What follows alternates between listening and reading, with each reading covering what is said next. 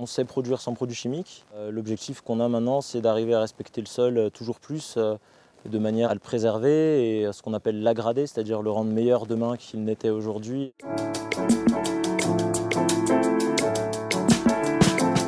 C'est un métier qui est vraiment très artificiel dans le sens où le jardin, ça n'existe pas dans la nature, quoi. La nature, elle fait ou des prés ou des forêts. Et elle ne fait pas de jardin, c'est des plantes qui sont vraiment pas sauvages. Et du coup, à vraiment être dans cette artificialisation-là, on en revient à essayer de coopérer avec la nature.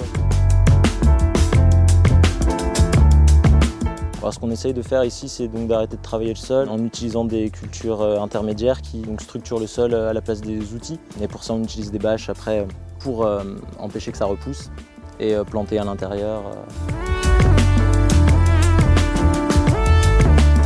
On vend à des particuliers au marché et on fait aussi des paniers. Après, on travaille aussi avec des restaurateurs, notamment les restaurateurs de la péniche et de la vapeur. Ça marche en termes de commercialisation, il n'y a pas de souci, il y a vraiment de la clientèle. Dès qu'il y a un reportage à la télé sur l'agriculture, le samedi soir, on sait que le lendemain au marché, on va avoir des nouveaux clients qui vont nous parler de ça. Dans ce sens-là, il y a un peu une mode. Après, ouais, clairement, il y a de plus en plus de gens qui sont conscients de l'intérêt du bien manger, de l'intérêt du bien produire. Après, moi je pense qu'il faut aller plus loin que le bien manger, mais c'est un bon début.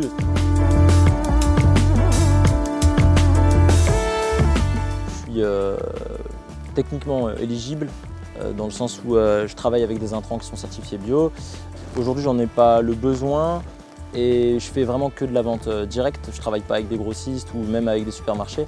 Donc ça serait un peu paradoxal de faire intervenir une tierce personne entre moi et mes clients pour que mes clients me fassent confiance, qu'ils savent tous dans la manière avec laquelle je produis, quoi. Du coup, ça fait économiser des frais et moi, ça me fait gagner du temps parce que c'est aussi 2 jours par an de contrôle.